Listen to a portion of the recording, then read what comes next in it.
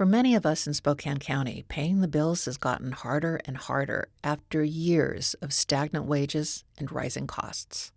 In this episode of Coffee with the Chair, Working Families, Spokane Democrats talk about their own struggles and those of their families, coworkers, and neighbors. They all see an economy that isn't working for working people, and it certainly isn't built to help young people get ahead. Let's listen in. So I'm 28 years old.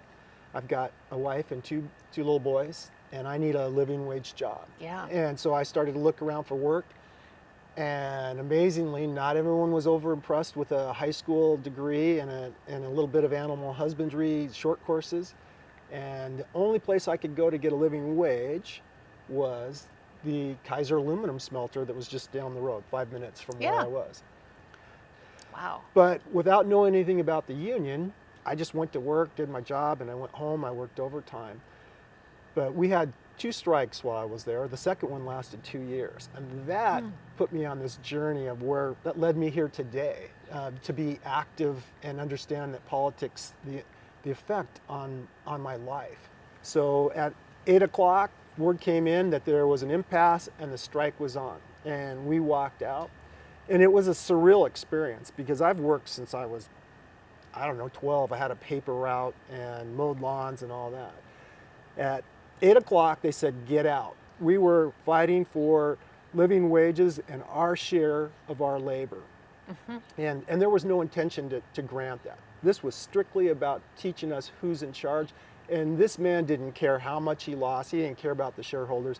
He was there to make a point. And I'm so proud to be part of a union that stood their ground for over 2 years and prevailed.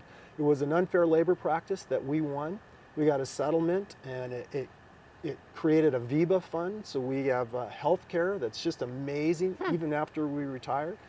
But it was the point and the principle. I was raised Republican, I voted Republican when I was young, and I bought into all the narratives that you hear today. You know, unions are bad and they're for lazy people, and they protect the lazy, and they're inefficient, and they stifle business. What I found was that unions give an equal voice to the average working people. And the more I read and learned about labor history, the more honored I am to call myself a union. And it was 180 degrees, and it came gradually. I didn't go to a union meeting for years. It took that strike to finally get me involved. But if you look at labor history, it is what America's about. It's coming together to build something and to take care of your neighbor. I just began working and found myself as a parent at the age of 20. Not something I recommend folks plan to do, but that's what happened with me, and I couldn't be happier with that. But it was time to find work to provide for my family, and got involved in construction, had a cleaning business for a while, struggling to make ends meet, just as many young families do. Moved to Seattle when the construction market got very soft here in our area. Picked up the concrete trade in the greater Seattle area, working at many different developments, and then work began to pick up back home here in the early 90s, so I returned because that was always my plan. I wanted to be back where my hometown, where I grew up.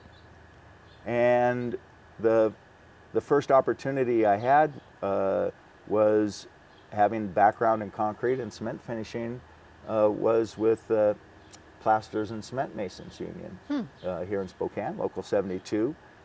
I moved from Seattle, a higher cost of living market, $3 an hour more than I was making in Seattle.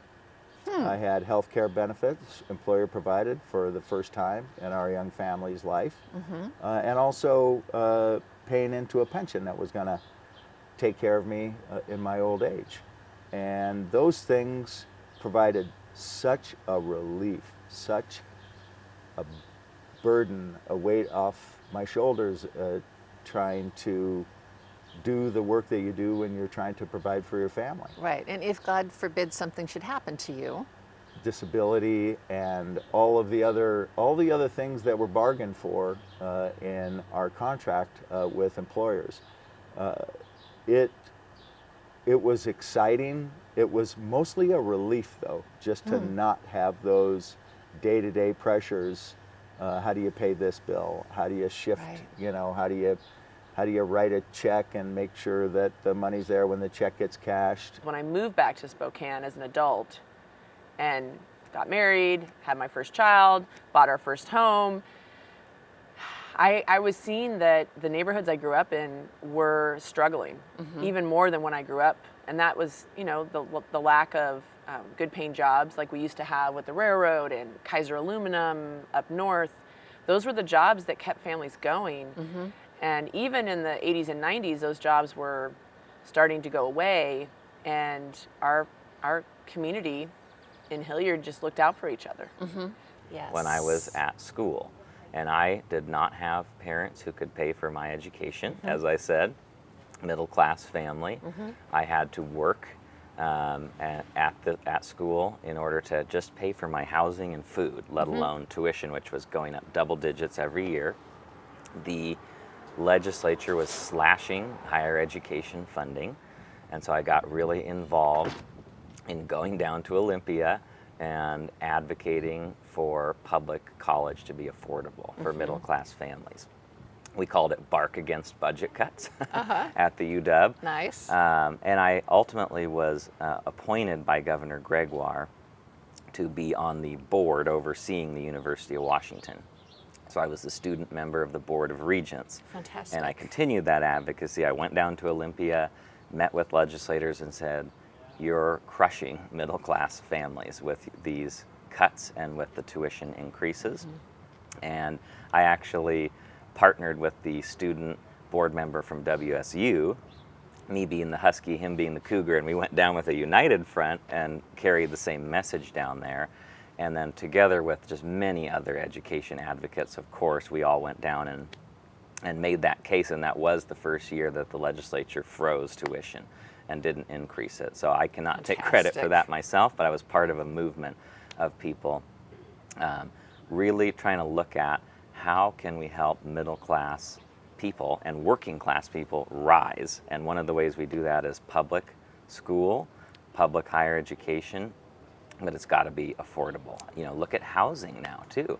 I've had the experience of being a young family trying to buy a house in this market, and it was scary. And it's even scarier today than just 3 years ago. So if you look at all these issues, whether it's education, housing, you know, childcare, it's really tough for working people to make it. And there are policy decisions that are being made that are making it harder.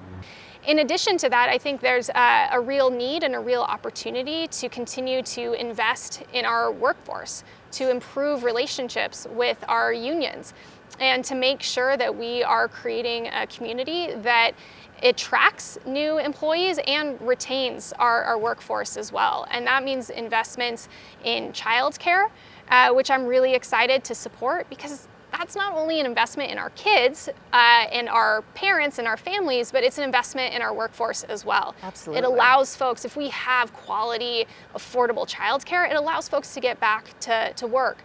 I have met so many moms when I'm doorbelling who are home with their kids after leaving their jobs because they can't afford to work and send their children to childcare. It eats up at least an entire paycheck. That's tough. So it's more cost effective for them to stay home.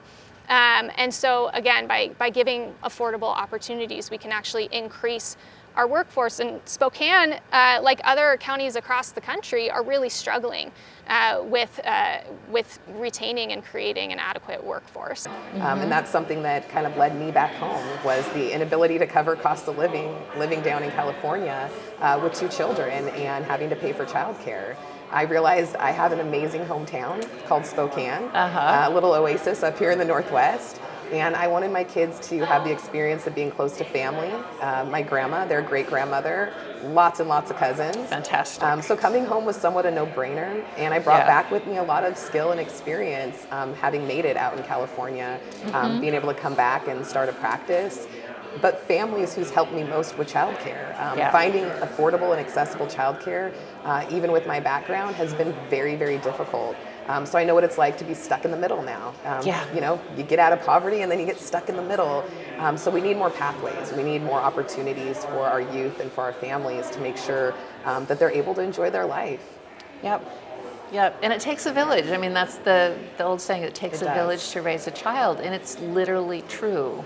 Very much so. Especially if you don't have family around who can help make that happen for you. And fewer and fewer people do. And with the pandemic having taken away so many elders from so many families, it's all made it so much more difficult, especially for women, for working women in the economy, because in so many families, childcare still is considered to be the woman's responsibility. Absolutely. Even in two-parent families. That's very So- true. And you know, we're just not seeing the support we need at any level of government, whether that's federal, state, or local. Those investments need to be there. We don't have enough facilities here in our district to provide for all the families who need childcare. Just like we're having housing issues with inventory because we don't have enough homes. We've got to make those investments in infrastructure. These are, labor issues. These are, parent issues.